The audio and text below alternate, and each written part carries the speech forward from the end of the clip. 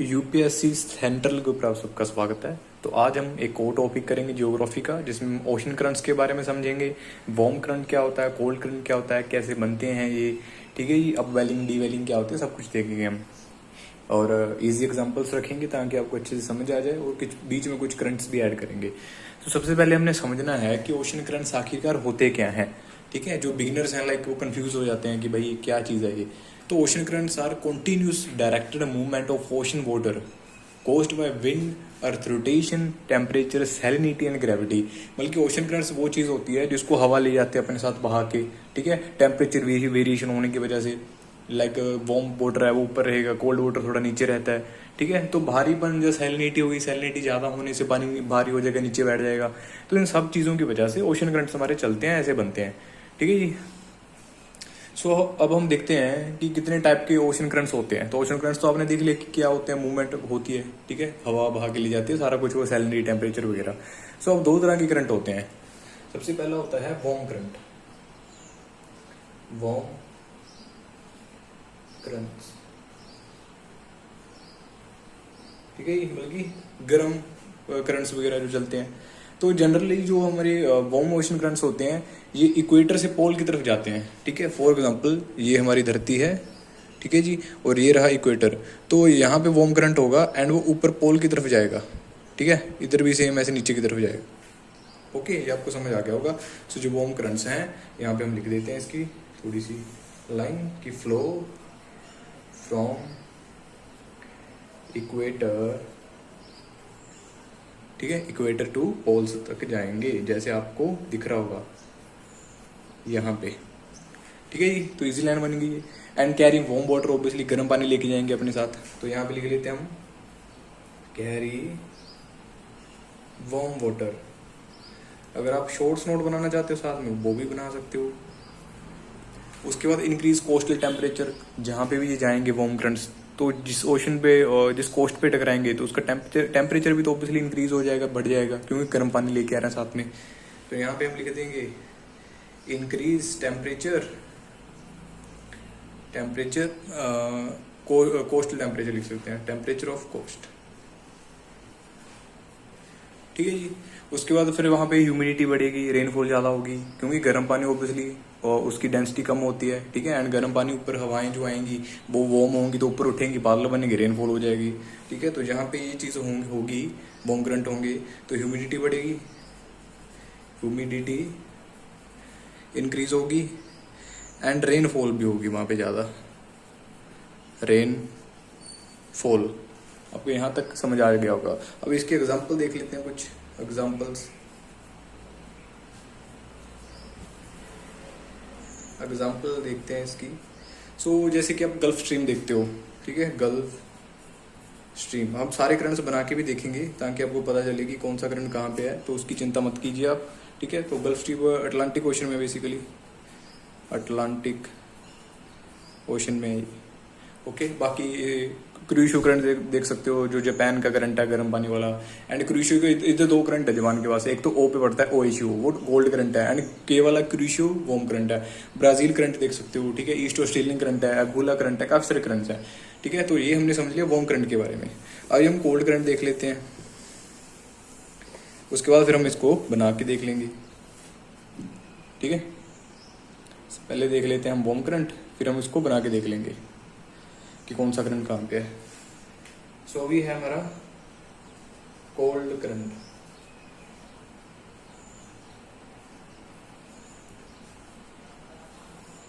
तो cold current जो होंगे वो ऑपोजिट करेंगे, जैसे वो इक्वेटर से पोल की तरफ जा रहा था वार्म करंट, एंड ये पोल से इक्वेटर की तरफ आएंगे। फॉर एग्जांपल यहाँ पे फिर से हम बना लेते हैं, आपको अच्छे से समझ आ जाएगा। ये इक्वेटर है हमारा, ये रहे पोल्स, ठीक है। तो पोल से किधर आएंगे, इक्वेटर की तरफ आएंगे हमारे वो करंट, ठीक है, कोल्ड करंट। आपको अच्छे से समझ आ रहा होगा। तो यहाँ पे हम लिख देते हैं फर्स्ट पॉइंट हमारा flow from.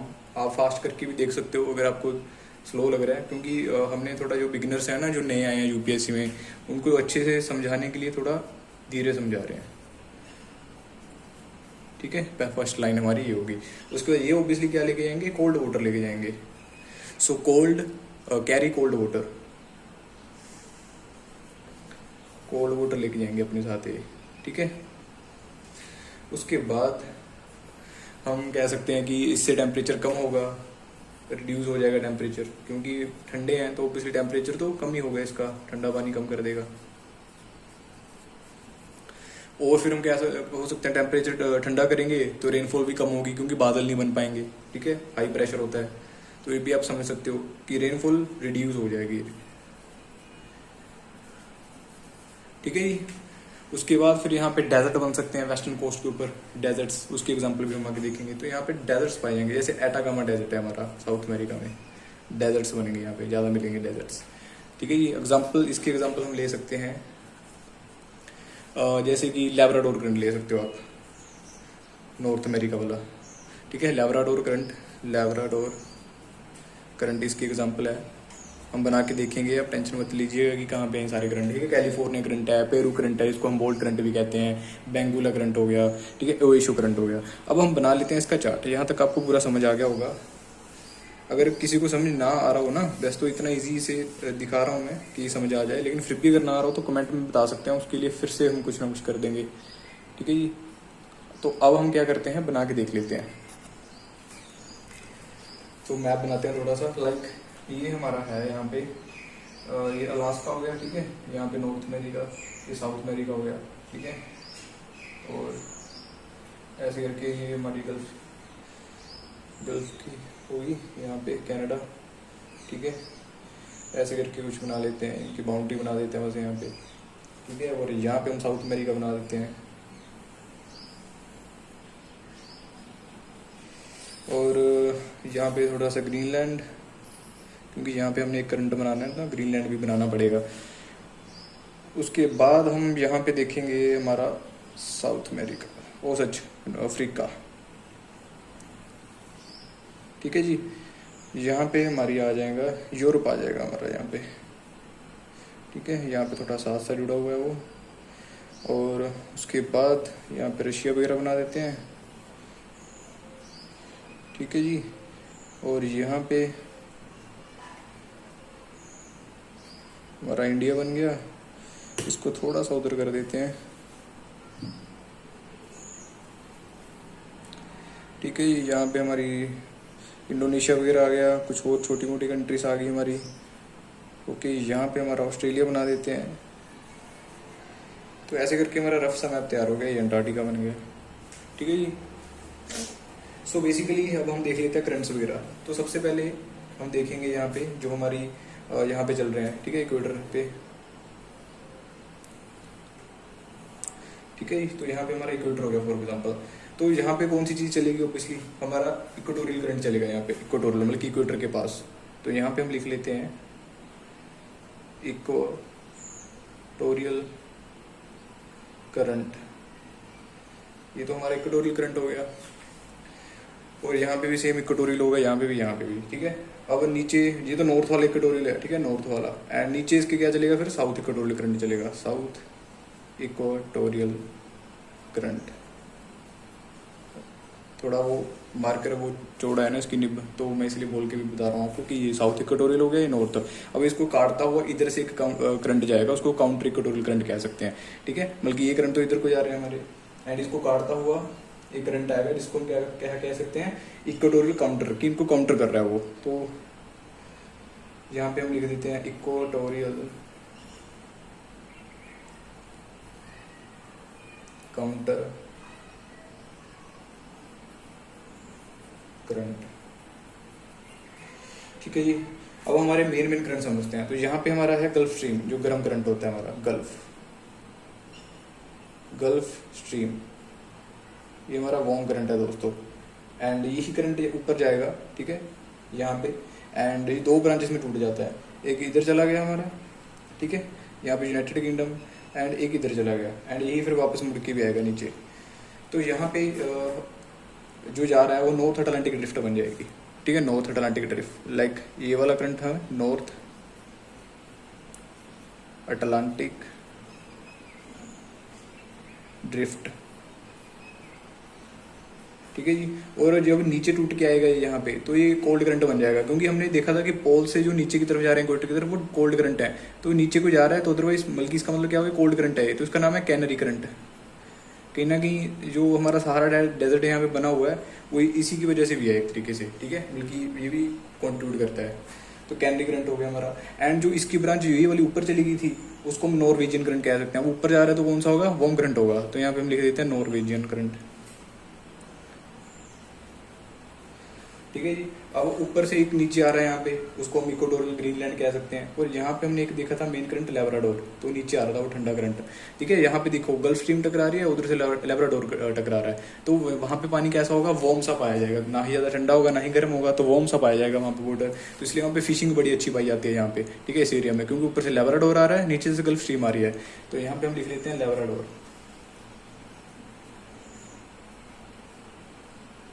So this is Labrador current, ठीक है जी। उसके बाद हमारा साइड पे भी है एक, जहाँ पे अलास्का ऊपर जा रहा है वो, ठीक है। एंड ये गर्म पानी ऑब्वियसली नीचे से जा रहा है ऊपर, तो अलास्का करंट हो गया हमारा। एंड नीचे अगर नीचे जाएगा कोई, जैसे इधर से नॉर्थ पैसिफिक करंट लेके आता है ना अपने साथ, तो एक टुकड़ी वो नीचे भेज देगा, तो वो नीचे जा रहा है मतलब कि कोल्ड करंट होगा, तो वो क्या हो जाएगा, कैलिफोर्निया। अब इसको बार बार देखना है अपनी क्लास को, ऐसा नहीं कि एक बार में देख के घबरा गए यार कि ये कैसे है, कैसे याद होगा। ऐसी कोई दिक्कत की बात नहीं है, स्टार्टिंग में हर किसी को होता है, हम भी देखते थे कि यार ऐसे ऐसे अजीब से नाम लग रहे हैं, इतने याद कौन करेगा नाम, धीरे धीरे सब कुछ हो जाएगा, ठीक है। अब देखिए यहाँ से हमारा साउथ पैसिफिक जाता है, जैसे ऊपर नॉर्थ पैसिफिक था ना ये वाला, यहाँ से हमारा साउथ पैसिफिक जाएगा। एंड इसकी ब्रांच भी फिर ऊपर चली जाएगी। अब ऊपर जा रहा है इक्वेटर की तरफ, तो मतलब कि क्या है, ठंडा पानी है, वो कोल्ड करंट है, तो पेरुवियन करंट कह देते हैं इसको, हम बोल्ट करंट भी कह देते हैं। और यहाँ से यहाँ पे इसकी वजह से अपना वो बन जाता है एटाकामा डेजर्ट, ठीक है। जहाँ जहाँ पे भी कोल्ड करंट गुजरते हैं वहाँ पे डेजर्ट होते हैं, ठीक है। फॉर एग्जांपल एक यहाँ से अपना अफ्रीका से गुजरता है करंट, बेंगुला करंट है उसका नाम, यहाँ से वो गुजरता है, तो इसको बेंगुला करंट कह देते हैं, बेंगुला करंट, ठीक है। तो यहाँ पे भी हमारा एक तरीके से नामी भी डेजर्ट बना हुआ है, नामी भी। उसके बाद यहाँ पे हमारा ब्राजील करंट होगा, क्योंकि ब्राजील वाली साइड है, तो यहाँ पे हमारा ब्राजील करंट बन गया, ब्राजील। मैं साथ साथ बोल रहा हूँ, ठीक है, अगर आपको समझ नहीं आ रही है, हैंडराइटिंग थोड़ी सी निब मोटी है इसकी। और यहाँ पे हमारा होता है एग्यूला करंट, जो यहाँ से आता है एग्यूला, ठीक है। ऊपर से नीचे जा रहा है इक्वेटर से, तो गर्म होगा पानी, तो एग्यूला करंट, ठीक है जी। और यहाँ पे हमारा मेडागास्कर पड़ेगा इसके आसपास, ठीक है। एंड यहाँ पे मेडागास्कर इधर से निकल जाता है मोजाम्बिक करंट, मोजाम्बिक, ठीक है, इसको हम मोजाम्बिक करंट कह देते हैं। ओके, समझ आ चुका होगा यहाँ तक। और नीचे से एक ऊपर जा रहा है, क्योंकि यहाँ से तो ऑब्वियसली साउथ इंडियन है, तो साउथ इंडियन की धारा ऊपर जाएगी, एक तो ऊपर जाएगी, बल्कि पोल से ऊपर जा रही है, तो कौन सा करंट लेके जाएगी, कोल्ड करंट लेके जाएगी, तो इसको हम कह सकते हैं वेस्ट ऑस्ट्रेलियन करंट। वेस्ट, क्योंकि वही तो इजी है यार, ऑस्ट्रेलिया के वेस्ट में है तो वेस्ट ऑस्ट्रेलियन बन गया, ठीक है। और यहाँ पे हमारा ऑस्ट्रेलिया की ईस्ट में है तो ईस्ट ऑस्ट्रेलियन बन जाएगा, लेकिन ये ऊपर से नीचे जाता है, ठीक है, क्योंकि इक्वेटर से यहाँ से आ रहा है तो नीचे चला गया, तो इसको ईस्ट ऑस्ट्रेलियन करंट कह सकते हैं, ऑस्ट्रेलियन करंट, ठीक है जी। अब वहाँ पे हमारा रह गया जापान वाला, ठीक है। फॉर एग्जांपल यहाँ पे इसके आसपास जापान बना लेते हैं। एंड अगर हमारा इक्वेटर से ऊपर जा रहा है तो कौन सा होगा, गर्म पानी होगा, तो यहाँ पे हम लिख लेते हैं कुरेशियो करंट, ठीक है जी। तो ये चला गया मैं ऐसे करके। अब एक ऊपर से नीचे आ रहा है, उसको हम कह सकते हैं ओएशियो, दोनों जापान के हैं ये, तो वो कोल्ड करंट है क्योंकि ऊपर से नीचे आ रहा है। ओके, तो यहाँ तक आपको पूरा समझ आ चुका होगा। और इंडिया के आसपास वही है, एक तो नॉर्थ इक्वेटोरियल जाता है, यही वाला सेम नॉर्थ इक्वेटोरियल, ठीक है। और इसके नीचे से साउथ इक्वेटोरियल बना सकते हैं आप। और काटता हुआ एक तो आएगा ही, जो ये आ रहा था इक्वेटोरियल काउंटर करंट, काटता हुआ वो तो जाएगा ही जाएगा। तो यहाँ तक आपको पूरे करंट समझ आ चुके होंगे, ठीक है। जो ऊपर से पोल से नीचे आते हैं वो ठंडा पानी लेके आएंगे, क्योंकि ऊपर बर्फ जमी हुई है, ऐसे इधर नीचे बर्फ जमी हुई है, तो ऊपर जाएंगे वो, ठीक है। जो भी ऊपर से नीचे यहाँ पे आ रहा है बीच में, तो वो कोल्ड होगा। और जो इक्वेटर से नीचे आ रहा है या इक्वेटर से ऊपर जा रहा है वो वार्म करंट होगा। बिल्कुल ईजी है। अब हम आगे देखते हैं कि आगे क्या सीन है। सो इसको कर लेते हैं इरेज। अब थोड़ा इनको डिफाइन कर लेते हैं कि why do ocean currents form, बनते क्यों हैं वो, ठीक है। तो सबसे पहला पॉइंट लिखते हैं प्लैनेटरी इवेंट्स की वजह से, क्योंकि आपने मेंस में भी तो लिखना है, सिर्फ प्री के लिए थोड़ी तैयारी कर रहे हैं हम, तो मेंस में भी लिखना है हमने। तो सबसे पहले लिखते हैं प्लैनेटरी इवेंट्स, जो प्लैनेट्स के ऊपर इवेंट्स चलती रहती है हमारी। तो ये हो गया हमारा फर्स्ट। अब इसमें ट्रेड विंड्स होती हैं, वेस्टर्लीज होती हैं, वो पुश करती हैं वाटर को, ठीक है। ट्रेड विंड जो हमारी इक्वेटर के आसपास चलती हैं, फॉर एग्जांपल ये धरती है, यहाँ पे ट्रेड विंड चलती हैं इसके आसपास, और वेस्टर्ली हमारी वेस्ट की तरफ से इधर को जा रही है, तो इसका नाम वेस्टर्ली है, क्योंकि वेस्ट से इधर जा रही है ये, ठीक है। ऊपर थोड़ा 45, 30, 50 के आसपास जो चलती है वो वेस्टर्ली है। तो वो ऑब्वियसली पानी को धक्का देंगी, तो ऐसे लेके जाएगा वाटर को वेस्टर्ली, वेस्ट की तरफ से इधर जा रही है ना, तो वेस्टर्ली धक्का लेके जाएगी पानी इधर को, ठीक है। ये आपने समझ लेना है। उसके बाद जैसे हम एग्जाम्पल देखी थी हमने, नॉर्थ इक्वेटोरियल जो करंट है वो ट्रेड विंड की वजह से चलता है, नॉर्थ इक्वेटोरियल, ठीक है। ये जैसे ये इक्वेटर था, तो यहाँ पे नॉर्थ इक्वेटोरियल चल रहा था ना करंट, तो यहाँ पे चल क्यों रहा है, क्योंकि ट्रेड विंड्स उसको लेके जा रही हैं, ठीक है। आप समझ गए होगे, ट्रेड विंड्स लेके जा रही हैं, और इसको फिर काटता हुआ काउंटर इक्वेटोरियल करंट ऐसे जा रहा था इधर को, ठीक है। ट्रेड विंड्स हमारी इधर को चलती हैं, ओके, अपने याद रखना है इसको। एंड वेस्टर्ली, धरती जैसे घूमती है वेस्ट टू ईस्ट, वो ऐसे चलती है, इसलिए आपका ऐसे भी याद रख सकते हो वेस्टर्ली को, कि धरती जैसे घूमती है वेस्ट टू ईस्ट घूमती है, तो वो भी वेस्टर्ली वेस्ट टू ईस्ट ही जा रही है। ट्रेड विंड्स उल्टा जाती हैं, वो इधर को जा रही हैं ट्रेड विंड्स। ओके दोस्तों, तो आपको यहाँ तक समझ आ गया होगा सारा। अब हम देखते हैं कि सेकंड कारण कौन सा हो सकता है। तो सेकंड है अर्थ की रोटेशन, अर्थ रोटेशन।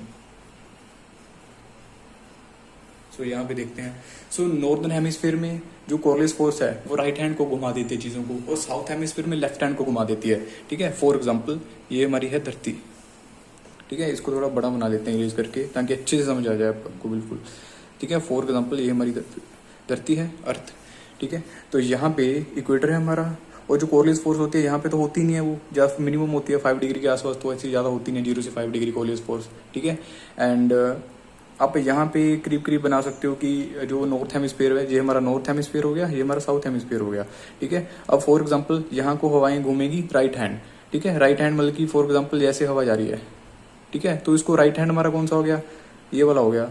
तो राइट हैंड में बल्कि अगर मैं उधर से ऊपर से नीचे आऊंगा तो मेरा राइट हैंड ये वाला हो गया ना, मैं इधर को घूमूंगा तो इधर को घूम जाएगी हवा हमारी, ठीक है, ऐसे घूम जाएगी, ऐसे घूम जाएगी।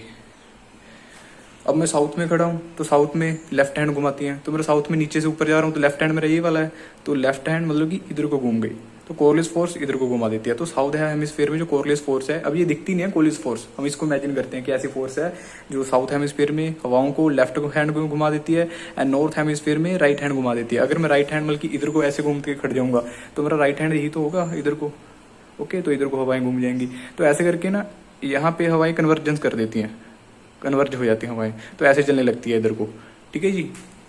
तो आप समझ चुके होंगे। तो ये प्लैनेटरी विंड्स भी काफ़ी कारण होती है हमारी करंट्स को लेके जाने में। उसके बाद अर्थ की रोटेशन हमने देख ली थी कि अर्थ रोटेशन कोरलियस फोर्स की वजह से ये वाली सारा सीन कि राइट हैंड घूमती है नॉर्थ हेमिस्फीयर में, साउथ हेमिस्फीयर में लेफ्ट हैंड घूमती है, ठीक है। अब इसका और कारण भी है, सिर्फ एक कारण तो है नहीं, टेम्परेचर डिफरेंस भी हो सकता है। तो थर्ड हमारा बना लेते हैं टेम्परेचर डिफरेंस, टेम्परेचर डिफरेंस। अब टेम्परेचर डिफरेंस में क्या होगा, जो वार्म वाटर होगा वो हल्का होगा, ठीक है। वार्म वाटर, जो गर्म पानी है वो हल्का होगा ऑब्वियसली, ठीक है, और लाइटर है वो लाइटर।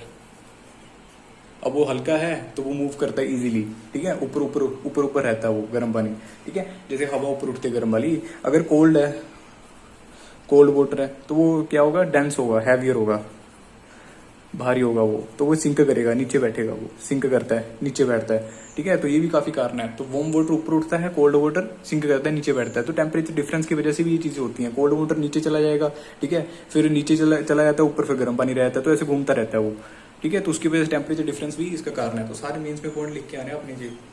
उसके बाद salinity difference, salinity difference, salinity difference, ये भी काफी बड़ा कारण है सैलिनिटी डिफरेंस का। जहाँ पे भी नमक हम ज्यादा घोल देते हैं नमक को, तो वो डेंस हो जाता है पानी, ठीक है, डेंस हो जाता है वो। अब एक लिमिट के ज़्यादा तो नमक घुल नहीं सकता। पहले बार तो देखो नमक घुलता रहता है पानी के गिलास में, अब उसमें डालते रहेंगे डालते रहेंगे डालते रहेंगे तो नमक घुलेगा नहीं ना, क्योंकि बहुत ज़्यादा डेंस हो जाएगा वो, ठीक है। तो हायर सैलिनिटी, जितनी ज़्यादा सैलिनिटी ज़्यादा होगी, हायर सैलिनिटी, तो जितनी ज़्यादा सैलिनिटी होगी, जितना ज़्यादा नमक होगा, उतना ज़्यादा पानी डेंस बन जाएगा, गाढ़ा हो जाएगा पानी, ठीक है, तो भारी हो जाएगा। तो कहाँ बैठेगा, नीचे बैठ जाएगा वो। तो एग्जांपल जैसे मेडिटेरेनियन है, वहाँ पे सी में वाटर सिंक करता है अटलांटिक ओशन में, ठीक है, अपने याद रखना है इसको एग्जांपल को। उसके बाद और क्या कारण हो सकता है, ग्रेविटी हो सकती है दोस्तों, है ना। ग्रेविटी भी तो हो सकती है, ग्रेविटी की वजह से भी तो काफ़ी चीज़ें होती रहती है हमारी धरती पे। तो हम लिख लेते हैं gravity and sea level difference.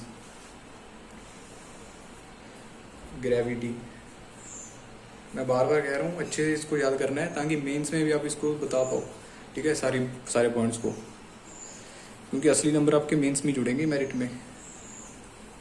तो यहाँ पे क्या होगा, water flow from higher level to lower level. जहाँ पे जो हायर लेवल होता है वहाँ पे तो पानी पहले से ही है, जहाँ पे लोअर लेवल है पानी, जैसे ये हायर लेवल है ये लोअर लेवल है, और पानी ऑब्वियसली यहाँ पे तो भरा हुआ है, अब लोअर लेवल पे ऐसे जाएगा वो, ठीक है। तो gravity and sea level difference की वजह से भी चलता है, ठीक है जी। तो यहाँ तक हम इसको कर लेते हैं इरेज।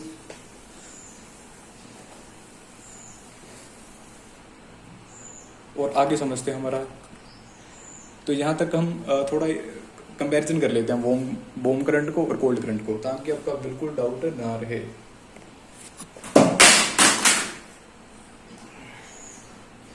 तो वॉर्म करंट,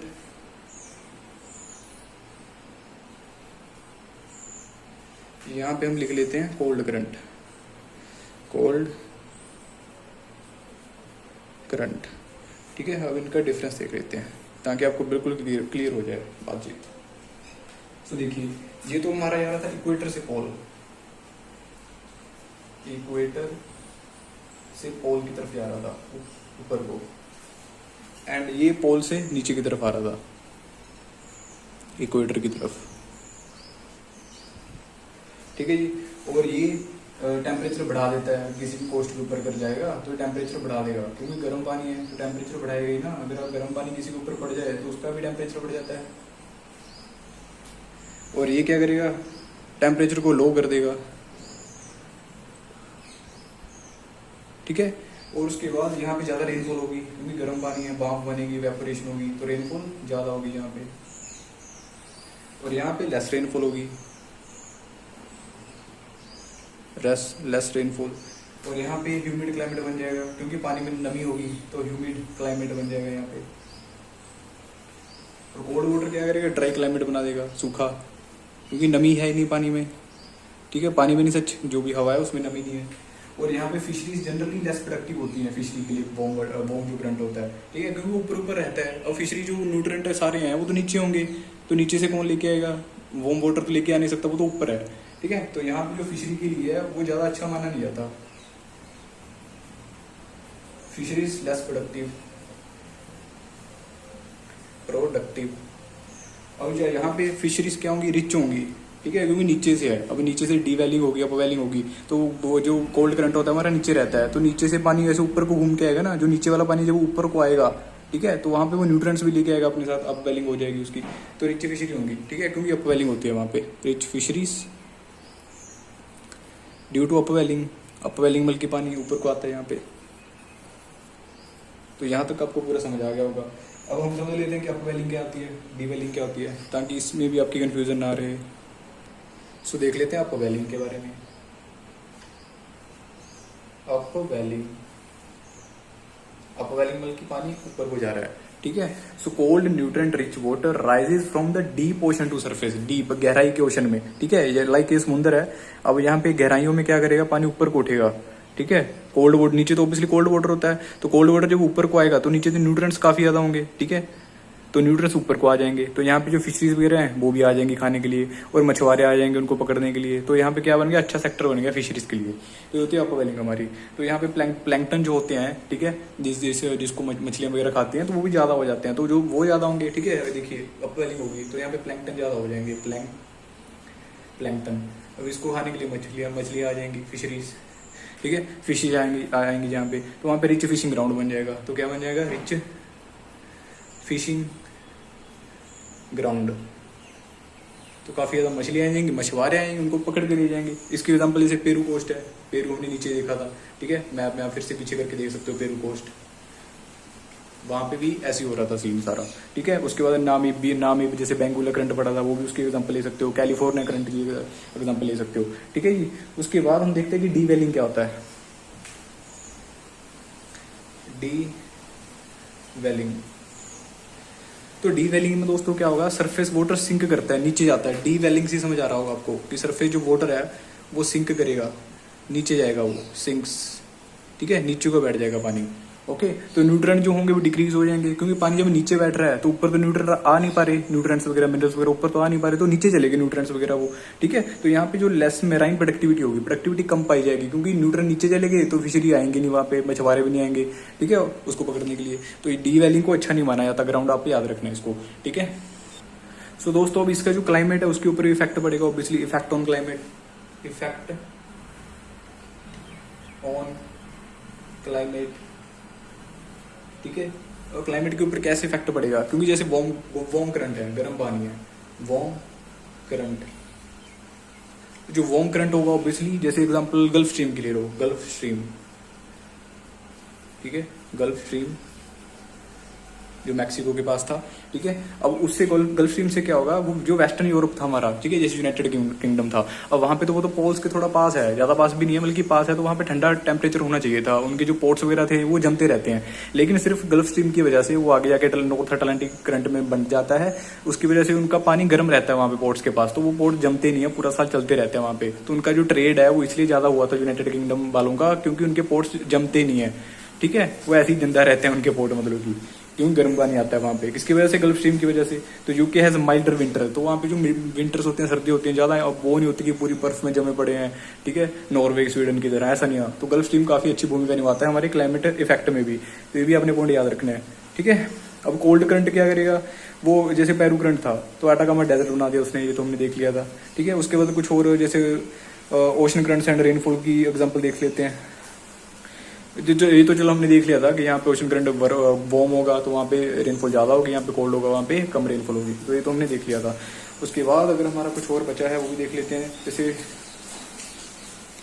हाँ, अगर फोग फॉर्मेशन देख लेते हैं, क्योंकि फोग वगैरह कब बनती है, फोग फॉर्मेशन, फोग, बाहर बारिश आ गई तो फोग फॉर्मेशन, तो ये कैसे होगा, for example when warm and cold current meet. ठीक है, जैसे यहाँ से गर्म वार्म करंट जा रहा है, ठीक है, और यहाँ से कोल्ड करंट आ रहा है, जब आपस में ये टकराएंगे तो ऑब्वियसली डेंस फोग बन जाएगी। ठीक है, फोग बन जाएगी वहां पे टकरा के, क्योंकि गर्म है एक ठंडा है, दोनों मिल गए तो बाम सी बन के ऊपर उठ गई, तो वो क्या बनेगी, यहाँ पे डेंस फोग बनेगी, डेंस फोग, क्योंकि टेम्परेचर वेरिएंस आ गया इसकी वजह से। ठीक है, जैसे हम ग्रैंड बैंक कर सकते हैं कनाडा की, तो वहां पे ना काफी ज्यादा फोग पड़ती है। फॉर एग्जाम्पल जैसे ग्रैंड बैंक्स, अब ग्रैंड बैंक्स कहाँ पे है, कनाडा में है, तो वहां पे बहुत ज्यादा फोग पड़ती है इसकी वजह से, वार्म और कोल्ड करंट टकराते हैं वहां पे। ठीक है जी, वार्म गल्फ स्ट्रीम होती है, एक लैब्राडोर करंट होता है उसकी वजह से। और बाकी आप देख सकते हो, तो जैसे करंट फिर मैंने कहा था कुछ ऐड कर लेंगे। फॉर एग्जाम्पल इस बार जो साउथ अमेरिका है वहाँ पे लाइक एल नीनो आएगा। ठीक है, तो एल नीनो आएगा तो एल नीनो में वहाँ पे बारिश पड़ती है, गर्मी होती है। ठीक है, थोड़ी बारिश पड़ती है। एंड इधर हमारे इंडिया की तरफ हो गया, इंडोनेशिया हो गया, ऑस्ट्रेलिया हो गया, वहाँ पे कम बारिश पड़ती है। ठीक है, सूखा पड़ जाता है एक तरीके से। ठीक है, तो वहाँ पे क्या होगा, ऑब्वियसली कोल्ड वाटर इकट्ठा हो जाएगा। एंड साउथ अमेरिका की तरफ क्या था, वहाँ पे हमारा गर्म पानी इकट्ठा हो जाएगा। तो गर्म पानी ऊपर है एंड ऊपर से न्यूट्रिएंट तो आ नहीं पाएंगे, तो वहाँ पे क्या होगी, लेस फिशरीज होंगी। तो ये आपने याद रखना कि ये नुकसान होता है एल नीनो का, जहाँ पे भी एल नीनो आती है। अगर इंडिया की तरफ आएगी एल नीनो, ठीक है, तो वहाँ पे भी फिशरी कम होगी। अब साउथ अमेरिका की तरफ आएंगे एल नीनो 26-27 में, तो वहाँ पे फिशरी प्रोडक्टिविटी कम होगी। तो अब करंट फिर को इसको याद रख सकते हैं। ठीक है, बाकी मेराइन हीट वेव्स चलती रहती हैं, ओशन ज्यादा बिकम वार्मर हो जाते हैं, तो कोरल ब्लीचिंग होना शुरू हो जाती है। कोरल ब्लीचिंग क्या होता है, जो बीच में कोरल ब्लीच आपने देखी होगी, वो कलरफुल वाली कोरल ब्लीचिंग कह देते हैं उसको। ब्लीच का मतलब है कि उसका कलर उड़ने लग जाता है, मरने लग जाती है वो। ठीक है, उसको कोरल ब्लीच कहते हैं। गर्म टेम्परेचर होगा तो कोरल ब्लीचिंग भी शुरू हो जाएगी। ठीक है, क्योंकि उसको 26-27 डिग्री टेम्परेचर चाहिए होता है सर्वाइव करने के लिए। तो ये सारी चीजें आपने याद रखनी है। सो एक बार फिर से रिवाइज करवा दूं आपका लास्ट पे, जैसे हमने पढ़ा था गल्फ स्ट्रीम। तो गल्फ स्ट्रीम वेस्टर्न यूरोप को जमने नहीं देता। ठीक है, वहाँ पे उसके पोर्ट्स वगैरह हैं, चलते रहते हैं। वेस्टर्न यूरोप वार्म रहता है इसकी वजह से। तो हमने एक तो ये याद किया था, ये प्री में आने वाली चीज़ें हैं, इसलिए आपको अलग से लास्ट में रिवाइज करवा रहा हूँ। उसके बाद आपने याद रखना है लैब्राडोर करंट के बारे में। लैब्राडोर प्लस गल्फ स्ट्रीम, जब ये दोनों टकराती हैं तो हमने क्या देखी थी, फोग देखी थी, धुंध बढ़ गई थी बहुत ज़्यादा। कहाँ पे, उसका नाम क्या था, ग्रैंड बैंक फोग। ठीक है, कनाडा में था ये भी आपने याद रखना है। बाकी पेरू करंट के बारे में याद रखना है आपने। पेरू करंट, इसके बारे में हमने क्या देखा था पेरू करंट के बारे में, कि वहाँ पे रिच फिशरीज होती हैं। ठीक है, क्योंकि ठंडा पानी ऊपर उठता है तो रिच फिशरीज पाई जाएंगी वहाँ पे। ओके, उसके बाद हमने बेंगुला करंट देखा। बेंगुला करंट में क्या देखा था हमने कि वहाँ पे नामीब डेजर्ट बनता है हमारा अफ्रीका में नीचे की तरफ, नामीब डेजर्ट, क्योंकि ठंडा करंट ऊपर जा रहा है तो हमारा नामीब डेजर्ट बन गया। फिर हमने पेरू करंट देखा, पेरू करंट, ठीक है जी। फिर यहाँ पे हमने देखा एटाकामा डेजर्ट बनाता है ये। अब ये ऐसा भी डाल सकता है कि बेंगुला करंट एटाकामा डेजर्ट बना रहा है और पेरू करंट नामीब डेजर्ट बना रहा है, ऐसे उलझाता है यूपीएससी, ठीक है। तो आपने याद रखना है कि कौन सा डेजर्ट किस करंट की वजह से बनता है, तो इसको भी आपने याद रख लेना है। बाकी हमने एक जापान वाला देखा था, कुरीशु करंट, ठीक है, कुरीशु करंट आपने देखा था। तो ये जापान का गर्म क्लाइमेट रखता है, ठीक है जी। तो यहाँ तक आपका सारा पूरा चैप्टर हो चुका है हमारा ओशन करंट्स के बारे में, ठीक है। आपने बिल्कुल अच्छे से इसको क्लास को बार बार कर लेना है अगर एक बार में नहीं याद हो रहा, क्योंकि स्टार्टिंग में ऐसे ही होता है हर एस्पिरेंट के साथ, ठीक है। हमारे साथ भी हुआ था, हम सोचते थे कि यार ऐसे नाम इतने कौन याद रखे, कैसे हो पाएंगे। जब तक आप रिवाइज अच्छे से नहीं करोगे ना, आपके सच में नहीं हो पाएगा। आपने बार बार रिवाइज करना है, इतनी बार करना है कि भाई रट जाए चीजें। आपके रिश्तेदारों के नाम आपको इसलिए याद है ना, ताकि उनका आप नाम लेते रहते थे पहले, ठीक है, बचपन में। तो ऐसे ही इसको बार बार रटा लेना पूरे को। तो बाकी अगर यहाँ तक अच्छा लगा हो तभी लाइक सब्सक्राइब कीजिएगा, अदरवाइज कोई जरूरत नहीं है, ठीक है। आप बस अच्छे से पढ़ें, अपनी जर्नी को ईजी बनाएं, तो हम भी आपके साथ हैं। तो अगर फिर आपको फिर से कुछ समझ नहीं आता तो आप कमेंट कर सकते हैं। बाकी शुक्रिया, धन्यवाद।